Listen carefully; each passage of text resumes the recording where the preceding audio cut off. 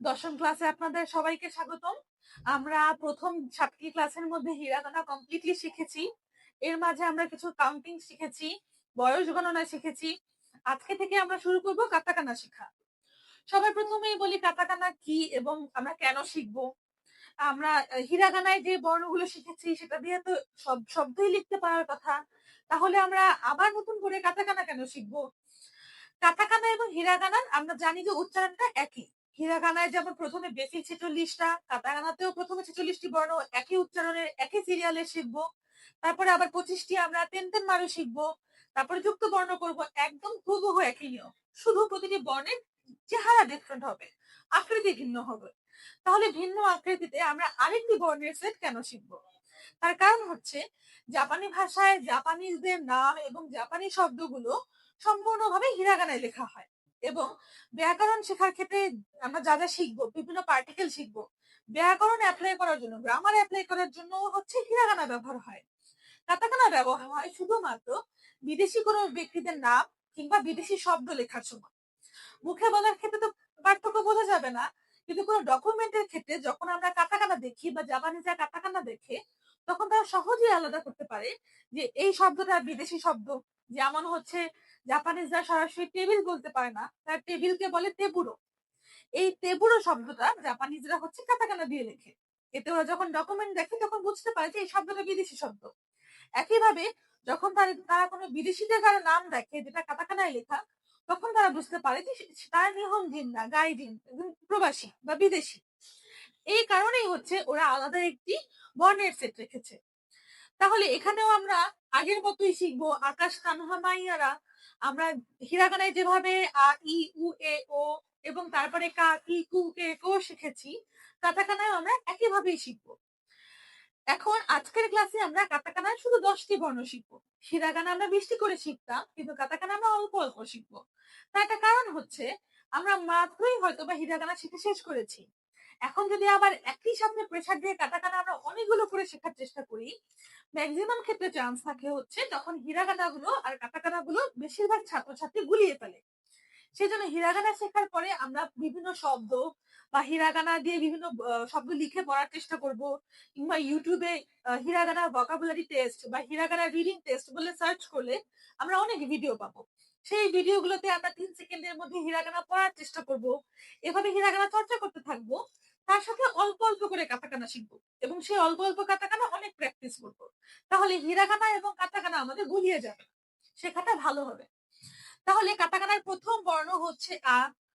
এখানে আ লিখবো হচ্ছে আমরা প্রথমে একটা সোজা দাগ দিব, তারপর এখানে একটা এরকম দাগ দিব, দিয়ে এখান থেকে এইভাবে একটা দাগ দিব। আ আ এরপরে আমরা লিখবো হচ্ছে কাতাকানার ই। কাতাকানার ই একদমই সোজা, ছোট হাতে ছোট একটা টি এর মতো ই।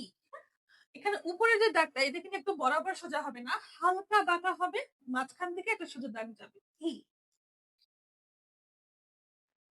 ই এরপর আমরা শিখবো হচ্ছে উ। উ লেখার সময় আমরা এইভাবে করে একটা শেপ দিব, তারপরে একটা দাগ দিব, এইভাবে করে আনবো উ। উ এখানে একটা জিনিস খেয়াল রাখবো, আমরা তাড়াতাড়ি করে লিখতে গিয়ে এরকম করবো না, আমরা এই শেপটাকে একটু গোল করে আনার চেষ্টা করবো। হ্যাঁ, গোল করে এনে উ।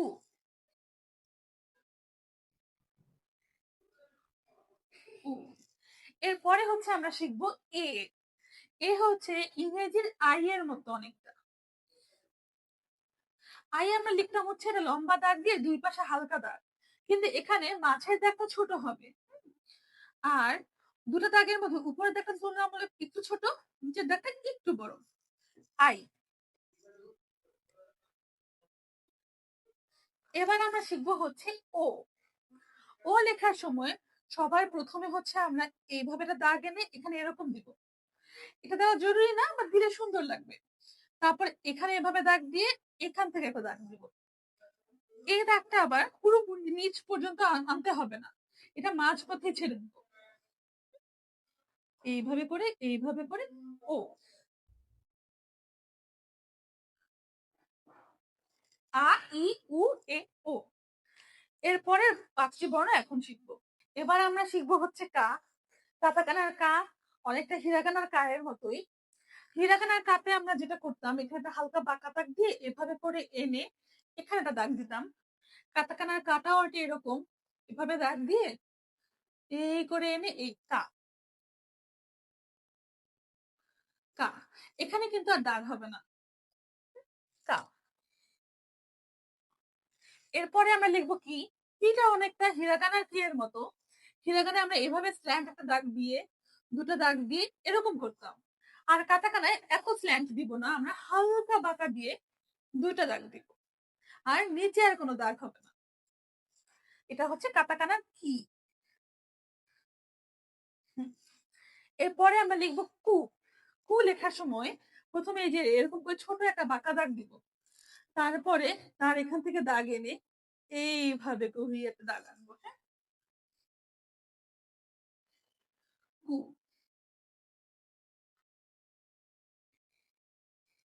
কু। এটা আমরা আবার একদম অনেক বড় দিয়ে এইভাবে করে দেওয়া এরকম করব না। চেষ্টা করব এই দাগ আর এই দাগের ডিসটেন্সটা খুব বেশি না রাখার। অনেক গ্যাপ করে দিলে দেখতে পারফেক্ট হয় না। কু। এরপরে আমরা লিখব হচ্ছে কে। কু এবং কে অনেকটা কাছাকাছি। যেমন ১ম এ আমরা কু এর মতো একটা স্ট্রোক দিব। তারপর একটা দাগ দিব। এবার এই দাগ থেকে দাগ আনবো না। আমরা এখান থেকে মাঝামাঝি গিয়ে কু এর মতো করেই দাগ আনবো। কে, কে, কে। এরপরে আমরা লিখব হচ্ছে কো। কো লেখার ক্ষেত্রে আমরা এরকম করে একটা বক্স দিব। যে বক্সটা লেফট সাইডের দিকটা খালি থাকবে। বক্স। কো। কা, কি, কু, কে, কো। আজকের ক্লাসে কাতাকানার ১০টি বর্ণ শেখা হয়ে গেল। আমরা এখন কিছুদিন গ্যাপ দিয়ে দিয়ে আমরা কাতাকানার বর্ণগুলো আস্তে আস্তে শেষ করব এবং পাশাপাশি আমরা হিরাগানার বিভিন্ন আম নাম, মাসের নাম, দিনের নাম, সপ্তাহের নাম এবং ভোকাবুলারি শব্দ ভান্ডার শেখা শুরু করব। ধন্যবাদ।